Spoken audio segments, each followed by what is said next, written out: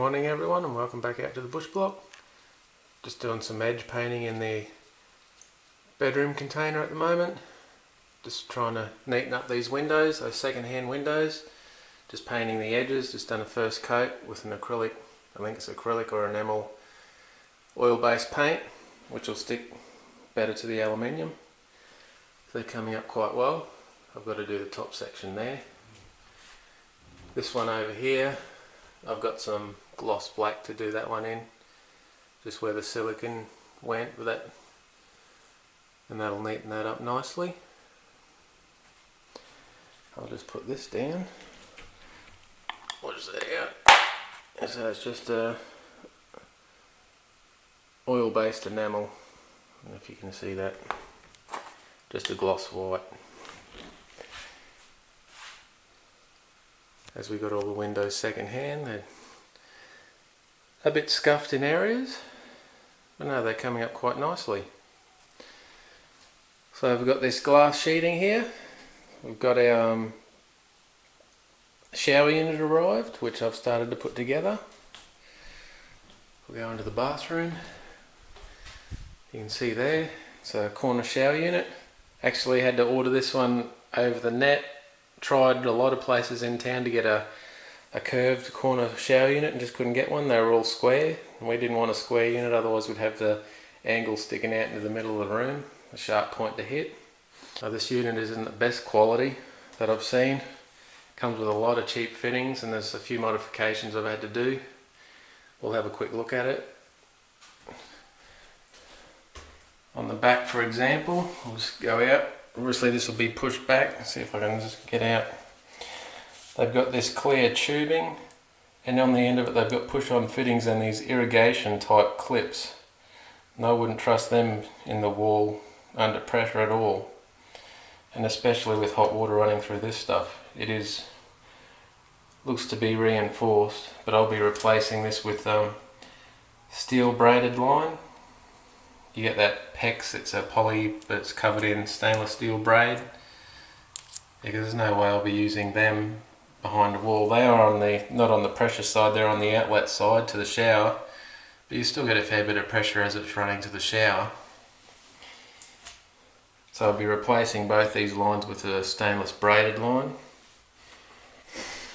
So I've just put the back walls on. These tap fittings, that's just plastic, like chrome plated plastic. I might replace that with metal handles. This is a selector, so you can have an above shower, or there's a hand-based shower nozzle, which I'll show you shortly. Now there's adjustable, it's all self-supported, there's adjustable feet underneath. So once I get that in position I can adjust that, but I'll be attaching it to the wall as well to make it more stable. The glass sheets look to be good quality. I just put the edgings on before, the seals, and put on the rollers. They actually go right through the glass because there's a fair bit of weight. You can see the glass is drilled in these positions for top and bottom rollers. Most of the fittings that come with it are plastic, so I'll probably replace a few like this. That's for the back shower head, and there's a handheld shower as well. The hose for it looks not too bad of quality. The drain on it, it's got a flexible drain. I'm not sure if I trust that. I have seen like flexible drains before.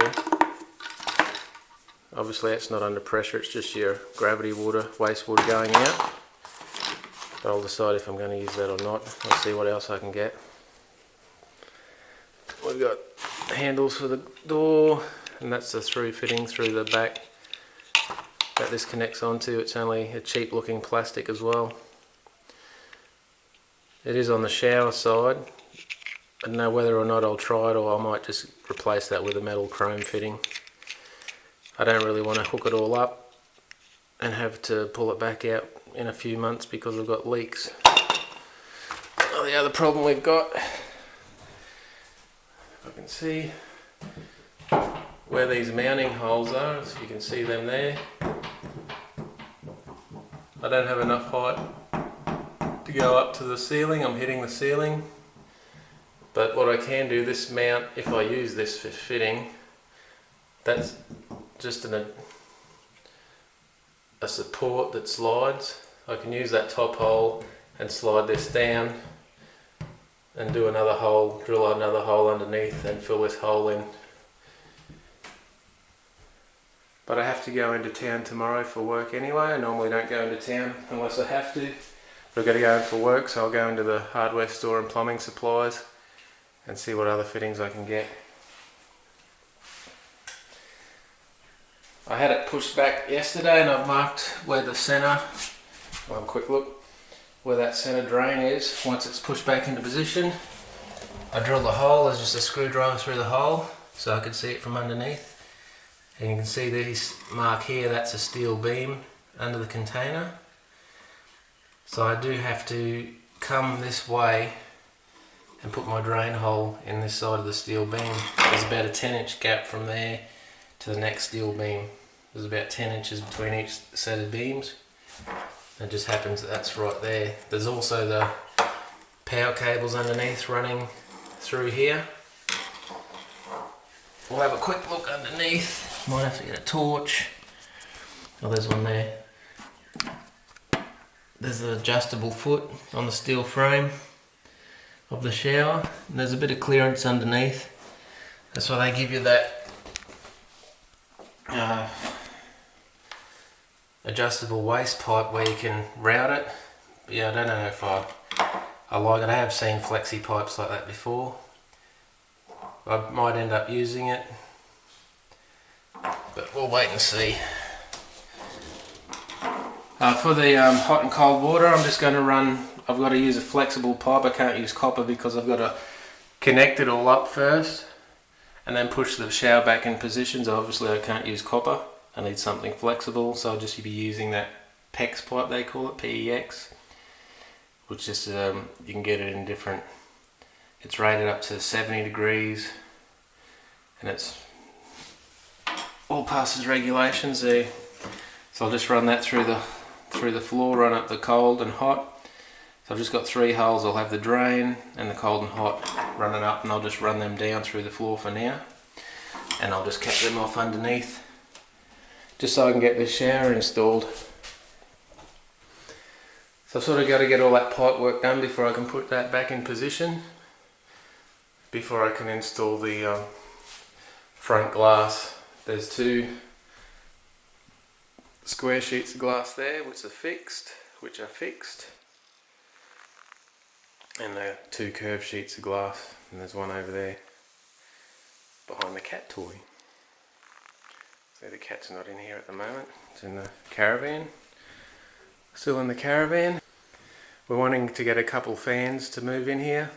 We've got that small charging station outside, but I'm going to have to increase the battery capacity to run it overnight, to run a couple of pedestal mount fans. They do about 60 watts each, so that's 120 watts.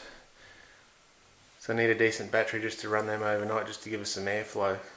Today there's no flow at all. I've got that window open and this far door with that screen that allows the air to flow through. We just need to put a couple of fans in, pedestal mount ones.